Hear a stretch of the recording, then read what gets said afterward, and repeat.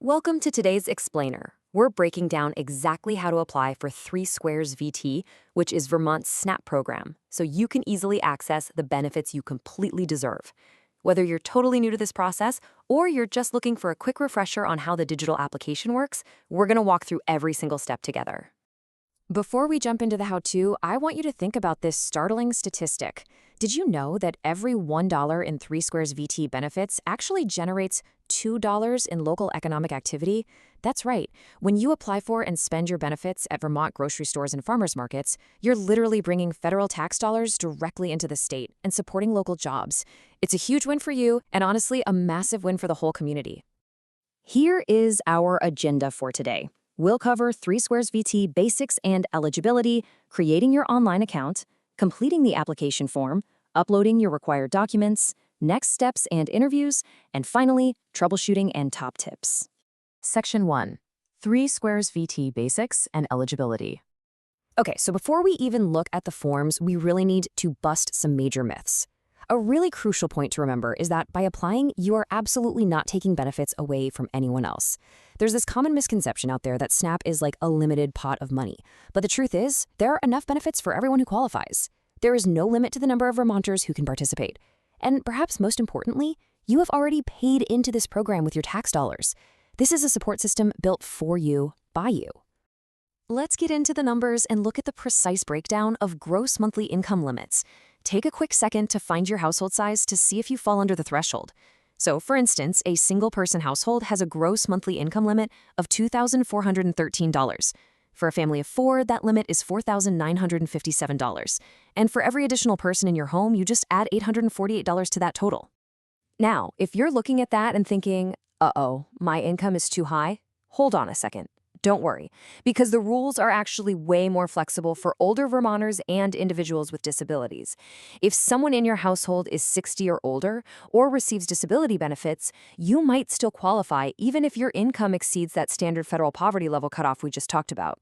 Plus, there's a specialized program called 3 Squares VT in a SNAP, which offers a shortened application and actually secures your benefits for 3 full years with 0 extra paperwork. Section 2, creating your online account. To actually get into the system, you're going to follow these exact steps to create a unified profile. First up, you'll visit myvermont.gov and click Sign Up. Next, you'll need to check your email inbox for an automated verification link and go ahead and click that.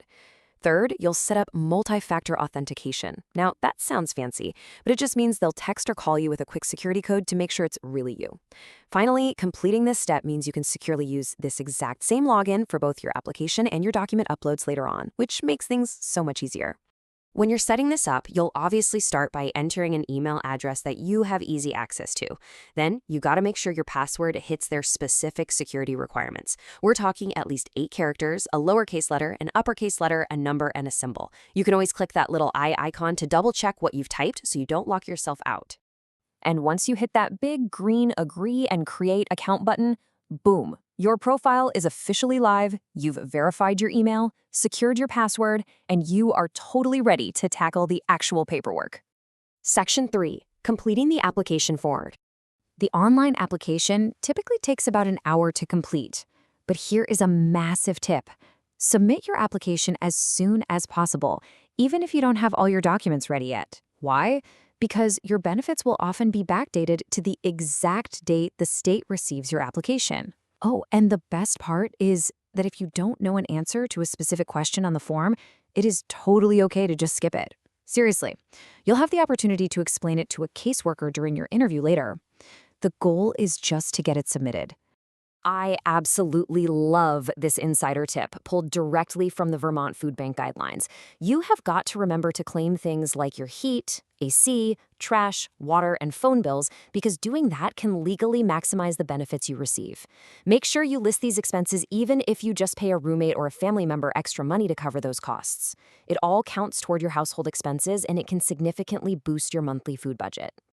Section 4. Uploading your required documents. You'll log in to the AHS document uploader using those exact same MyVermont credentials we just set up. Once you're in, you need to specifically select the Economic Services option. You want to make sure you click that one because it ensures your files are routed correctly for 3 Squares VT rather than accidentally getting mixed up with healthcare or other state programs. So what do you actually need to provide? Well, you'll need to upload the required basics like proof of identity, so a social security number or ID, and proof of income, like your last 4 weeks of pay stubs.